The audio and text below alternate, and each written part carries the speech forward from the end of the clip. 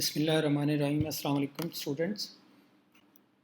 आज की इस वीडियो में हम बैड डेट्स और अलाउंस फॉर डाउटफुल डेट्स को, जिसको प्रोविज़न फॉर डाउटफुल डेट्स भी कहते हैं, इसको डिस्कस करेंगे। इसमें हमारे पास ये एग्जांपल है, क्वेश्चन है, D faculty started in business buying and selling law text books on 1 January 2012. At the end of the next 3 years, his figure for accounts receivable before writing off any bad debts were as follows: 31st December 2012, 30,000, 2013, 38,000, 100 and 2014, 4,750. Bad debts to be written off as follows: 31st December 2012, 2,100 and 2013, 750. The allowance for doubtful debts in each year is 5% of the accounts receivable. Required prepare faculty's bad debt expense and allowance for doubtful debt expense account for 2012, 13 and 14. The amount due for B. Roque 70 pounds and H.A. Ditt 42 pounds became irrecoverable in 2012 and were written off. Show entries in the ledger account to recorded these write off. अब सबसे पहले हम इसका बनाएंगे, required है जी bad debt expense, bad debt expense account. इसमें हमारे पास बैड डेट एक्सपेंस अकाउंट का ये फॉर्मेट होता है जिसमें हम डेबिट साइड और क्रेडिट साइड लेते हैं। Left hand side will be debit side और right hand side will be credit side. अब इसमें हमारे पास बैड डेट्स हैं 2012 के लिए 2100। ये हम इसको बैड डेट्स चूँकि डेबिट होते हैं, bad debt expense to accounts receivable या डेटर्स, तो हम बैड डेट अकाउंट को डेबिट करेंगे और जो हमारे पास क्रेडिट में होगा अकाउंट्स रिसीवेबल, जिसको डेटर्स भी कहते हैं, इसको हम पर्टिकुलर कॉलम में लिखेंगे। हम इसको लिख देंगे वेरियस डेटर्स या accounts receivable, various accounts receivable या वेरियस डेटर्स, हम दोनों में से एक लिख सकते हैं, डेटर्स या अकाउंट्स रिसीवेबल। उसके बाद इसको हम क्लोज़ करेंगे। जब क्लोज़ करते हैं तो इनकम स्टेटमेंट डेबिट होती है और bad debts expense account credit हो जाता है। अब हमारे पास देखें, इसमें 2100 जो है ना बैड डेट क्रेडिट हो रहा है और डेबिट इनकम स्टेटमेंट हो रही थी, या जिसको प्रॉफिट एंड लॉस अकाउंट भी लिख सकते हैं, प्रॉफिट एंड लॉस अकाउंट या इनकम स्टेटमेंट, दोनों में से डेबिट लिख सकते हैं एक, तो प्रॉफिट एंड लॉस अकाउंट या इनकम स्टेटमेंट ये हमारे पास आ जाएगा पर्टिकुलर कॉलम में, क्योंकि ये डेबिट हो रहा था। इसके बाद हमारे पास था 2013 में 750 थे बैड डेट्स राइट ऑफ किए हमने, ये भी वही एंट्री होगी, बैड डेट्स डेबिट हो जाएंगे और डेटर्स जो हमारे पास हैं वो, जिसको अकाउंट्स रिसीवेबल भी कहते हैं, ये क्रेडिट होंगे। अब ये देखें, बैड डेट्स को डेबिट कर दिया और जो क्रेडिट हमारे पास अकाउंट हो रहा था उसको हमने क्या किया, पर्टिकुलर कॉलम में लिख दिया। अब इसको भी क्लोज़ करेंगे। इसको हमने क्लोज़ किया, प्रॉफिट एंड लॉस अकाउंट, जिसको इनकम स्टेटमेंट भी कह सकते हैं, लिख सकते हैं। 750 हमने क्रेडिट कर दिया, इनकम स्टेटमेंट या profit and loss account to bad debts. अब प्रॉफिट एंड लॉस अकाउंट को इसलिए हमने पर्टिकुलर कॉलम में लिखा क्योंकि ये डेबिट हो रहा था और बैड डेट्स को क्रेडिट कर दिया, ये क्रेडिट हो रहा था क्लोजिंग एंट्री में। ये हमारे पास इसका बैड डेट अकाउंट का ये फॉर्मेट है, पूरा अकाउंट बन गया हमारे पास।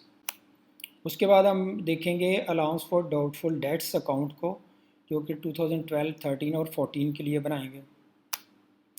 ये देख, इसका भी फॉर्मेट हमारे पास इसी तरह ही होता है, लेफ्ट हैंड साइड और right hand side. Left hand side debit side कहलाती है और right hand side credit side कहलाती है। Date particular debit, date particular credit. इसमें हमारे पास है, ये देखें, अलाउंस फॉर डाउटफुल डेट्स की जो अमाउंट दी गई है उसने 5% दी गई है 3 ईयर्स के लिए। इसमें हम पहले फर्स्ट ईयर में तो 30,000 था, उसका 5% लेंगे। 30,000 मल्टीप्लाई 5%, ये 1500 हमारे पास आ जाएगा 2012 का। इसको हम करेंगे क्लोज इसमें प्रॉफिट एंड लॉस अकाउंट में, तो हमारे पास आ जाएगा profit and loss account debit to allowance for doubtful debt account credit. अब इसको क्रेडिट कर रहे हैं, इसीलिए क्रेडिट किया क्योंकि ये क्लोजिंग एंट्री में क्रेडिट हो रहा है। 1500 क्रेडिट हो रहा है अलाउंस फॉर डाउटफुल डेट्स, और प्रॉफिट एंड लॉस अकाउंट चूँकि जिसको इनकम स्टेटमेंट भी कहते हैं डेबिट हो रहा है, तो डेबिट वाला हमने यहाँ पर्टिकुलर कॉलम में लिख दिया कि ये अकाउंट डेबिट हो रहा है, इसलिए हम इसकी वजह से रेफरेंस में लिख दिया पर्टिकुलर कॉलम में कि इसकी वजह से ये allowance for doubtful debt account जो है ये क्रेडिट हुआ है। ये टोटल इसका 1500 आ गया। उसके बाद हम इसको इसी को बैलेंस ले लेंगे क्योंकि इससे ये ईयर में और कोई ये allowance for doubtful debt account का कोई वैल्यू नहीं है। इसका टोटल का टोटल ही हमारे पास बैलेंस आ गया, 1500 इक्वल हो गया।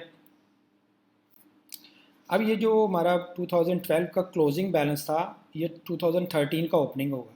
अब 2013 में ऑन जनवरी 1 2013 में बैलेंस BD लेंगे, ओपनिंग बैलेंस 1500। उसके बाद हमारे पास है जी 2013 में 38,100 है अकाउंट्स रिसीवेबल, इसका 5% लेंगे। अब ये देखें हमारे पास है 2013 का, नीचे आप देख रहे हैं 38,100 लेस 2,100। अब इसको जो नेट रिज़ल्ट आएगा उसको 5% से करेंगे। अब ये 2,100 हम क्यों लेस कर रहे हैं और ये इक्वल आएगा 1,800 के। अब इसमें प्रोविज़न इसकी जो जितनी मर्ज़ी आए 1,800 आ गई है, लेकिन ये 2,100 हम क्यों लेस कर रहे हैं, इसकी एक लॉजिक है जो कि हम देखते हैं क्वेश्चन में। ये देखें क्वेश्चन में आपके ऊपर क्लियर लिखा हुआ है his figure for accounts receivable before writing off any bad debts were as follows. Mean ये जो अकाउंट्स रिसीवेबल दिए गए हैं ये बैड डेट्स को राइट ऑफ करने से पहले हैं। मीन जब हम 2013 की प्रोविज़न रिकॉर्ड करेंगे तो 2012 के हम जो भी होंगे जितने बैड डेट्स होंगे उसको लेस करेंगे। अब 2013 की प्रोविज़न रिकॉर्ड कर रहे हैं और हम लेस क्या कर रहे हैं 2012 के बैड डेट्स। क्यों? क्योंकि जब 2013 की हम प्रोविज़न रिकॉर्ड करेंगे वो 2012 के लास्ट डे पे करेंगे, मीन 31 दिसंबर 2012 में करेंगे 2013 की प्रोविज़न। अब ये क्योंकि 2012 के एंड पे वो बैड डेट्स भी तो 2012 के ही लेस करेंगे, उसमें से अकाउंट्स रिसीवेबल मीन 2013 इसके 13 के जो होंगे जब प्रोविज़न रिकॉर्ड करेंगे तो 38,100 में से 2012 के लेस करेंगे बैड डेट्स और फिर उसकी प्रोविज़न रिकॉर्ड करेंगे, क्योंकि प्रोविज़न जो 13 की प्रोविज़न रिकॉर्ड की जाती है वो कब की जाती है, वो की जाती है 2012 के लास्ट डे पे 31 दिसंबर 2012 को, इसलिए 2012 के ही बैड डेट्स उसमें से लेस किए जाते हैं। अब हम देखते हैं कि ये लेस करके कितना आएगा। इसमें से लेस करेंगे 38,100 लेस 2,100 और उसको 5% उसका 5% लेंगे जो कि 1,800 आएगा। ये प्रोविज़न अब इसको इंक्रीज़ करना पड़ेगा जो कि 1,500 हमारे पास बैलेंस ऑलरेडी है। तो इसको देखते हैं हमारे पास कितनी और इंक्रीज़ करना पड़ेगा एक्सपेंस। ये हमें 300 और एक्सपेंस इंक्रीज़ करना पड़ेगा जो कि प्रॉफिट एंड लॉस अकाउंट में एज एन एक्सपेंस रिकॉर्ड किया जाएगा, एडजस्ट किया जाएगा, जिसको इनकम स्टेटमेंट में भी कह सकते हैं, इसकी जगह इनकम स्टेटमेंट भी लिख सकते हैं। उसके बाद है ये 1800 हम फिर बैलेंस लेंगे, इसका 1800 टोटल हो जाएगा, बैलेंस लेंगे और दोनों तरफ हम 1800 आ जाएगा हमारे पास। इसके बाद है 2014 और ये हमारे पास 2014 है। जो 2013 का बैलेंस था 1800 था। उसके बाद देखें 2014 में 4750 अकाउंट्स रिसीवेबल का आ गया। अब 2013 के हम बैड डेट्स इसमें से लेस करेंगे। ये देखें 2014 4750 लेस 750 और 5% लेंगे इसका, ये 200 आ जाएगा। इसमें देखें कि हमारे पास टोटल इसका 200 आ रहा है, जिसमें से हम लेस करेंगे 1800 जो ओल्ड प्रोविज़न है। न्यू प्रोविज़न 200 आ रही है और ओल्ड प्रोविज़न कितनी है, जब लेस करेंगे ओल्ड प्रोविज़न तो माइनस में 16 आएगा। इट मीन कि हमें 1600 इसमें से लेस करना पड़ेगा, इस प्रोविज़न को डिक्रीज़ करना पड़ेगा। Decrease in provision for doubtful date या अलाउंस फॉर डाउटफुल डेट। अब 1600 जो क्या होगा, इनकम बन के हमारे पास जो एज अ इनकम हम रिकॉर्ड करेंगे इनकम स्टेटमेंट में या प्रॉफिट एंड लॉस अकाउंट में 1600।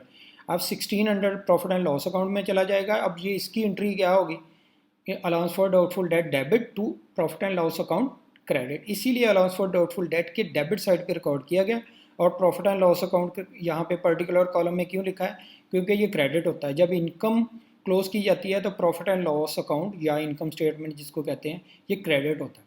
अब ये 1600 उसमें चला जाएगा, और अब जो हमें 1800 बोथ साइड जो हमें इक्वल करना पड़ेगा, 200 जो बैलेंस आ जाएगा, जो हमारे पास ये आया था न्यू प्रोविज़न, उसको बैलेंस कर लेंगे।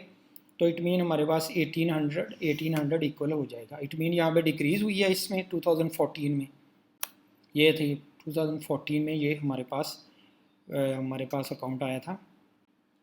अब हमारे पास बी ऑप्शन है, the amounts due from B Rock 70 pounds and HA did 42 pounds became irrecoverable in 2012 and were written off. Show the entries in the ledger accounts to record these write-offs.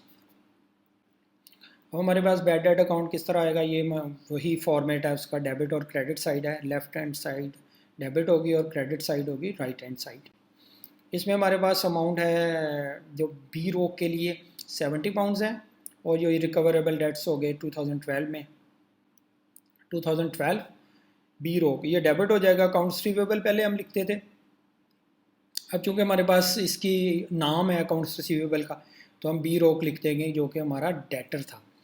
तो bad debts debit होंगे और B रोक credit होगा। B रोक की हमने particular column में लिख दिया, इसको अकाउंट्स रिसीवेबल का नाम था बी रोक।